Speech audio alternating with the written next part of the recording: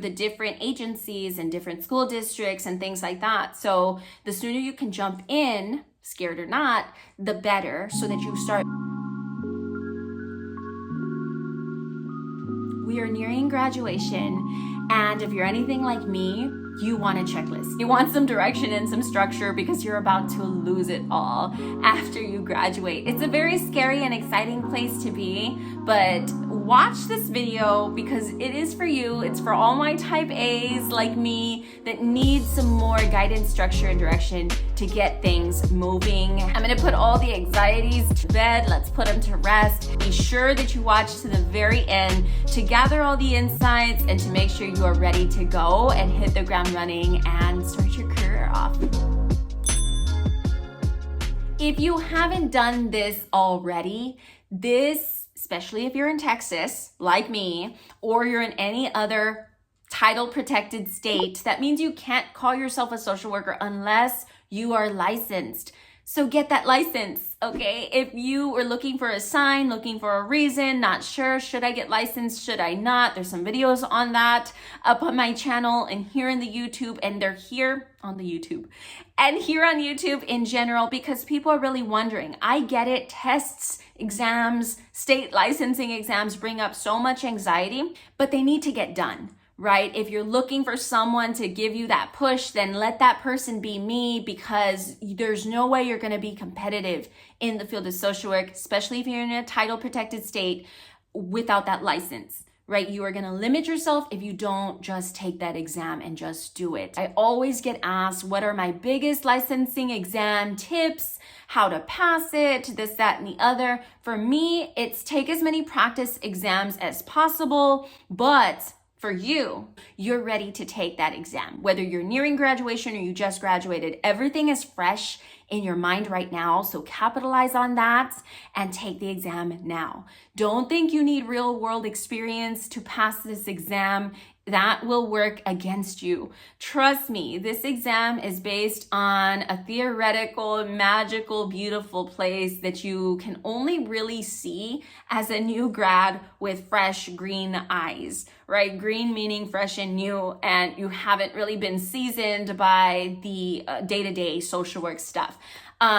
Once you're seasoned, once you even have a year or two under your belt, you start losing what the theoretically correct answers should be, which is what the exam is testing for. So all of that to say, as soon as you can, take that exam, right? That's your sign. My next big tip to getting ready and taking action, this one's a little more fun. The exam is done. Hopefully you got that license. If not, I have some tips that I will link up above and you can kind of watch a little more, a few other videos on that. But moving on, we're not going to do a dream board, but very, very similar with a little more teeth in it. And that is search up your dream job. Do a quick search online, right, of what your dream job is. For me, it was a school social worker. I said was, you caught that. I am now dreaming even bigger. I'm doing this for myself and I wanted to share this technique and tip with you as well. I'm dreaming bigger, and I encourage you at this point in your career, right? At the very beginning, start dreaming big. Just the way we do dream boards and fun stuff like this. To me, this is the most fun. It's great to kind of look at those big jobs, those dream jobs that we want in the future. And look these up. They can be very intimidating because you quickly start keying in on the experience that you don't have and how you're not qualified, and imposter syndrome starts slipping in. That's okay, because the reason why you're doing this search is to build those very experiences that your dream job is requiring, right? So in a sense, it's kind of like a blueprint. You're working backwards. So we know you're not going to put an application for this dream job just yet, but you're gathering up the tools that you need, the experience that you need to be able to apply for that in a few years down the road. Hope that makes sense for you. And I like to do this every few years for myself to see how I can grow myself as a professional and continue to develop. Now, for some of y'all that don't know what your dream job is, maybe you know that some point down the line you want to become a clinical social worker, aka a clinical therapist. If you're wanting to do therapy, if you're wanting to work with clients in that clinical capacity, look for a clinical job. There are lots of clinical jobs. I think as newer social workers, we typically tend to, at least I did. I didn't look for jobs like that. I discounted myself. I told myself, hey, I'm not ready to do that. That was the fear talking. That was the imposter syndrome talking. I encourage you to start seeking those jobs. Not all of those jobs require an LCSW or that particular license, the licensed clinical social worker. It doesn't require that just yet. Some of them are prerequisites, right? So you can get the job, work on your hours. You see where I'm going with this. Get a clinical job where you can start working on the hours, so you're not wasting time. My next tip is very closely aligned to this one. Is just start a job, any job. If you know you want to get clinical with it down the line, then make sure it's kind of has a clinical nature. If you're not too sure yet, then just start any social work job. The market is huge for BSWs, for MSWs, social workers. Mental health is on the rise right now. So the market for case management, for social workers in general is pretty good. Do a search. This doesn't mean this has to be your forever job at all. I think that was one of the big mistakes I made jumping into it, was trying to find a job that was my dream job, not getting it, and then quickly getting burned out by that job search. Do not do that. I just ended up applying for a foster care job, got it, and it gave me the experience I needed to land the dream job that I saw for myself, and that was the best thing that I ever did. That first job, however, taught me a lot about what I didn't want to do.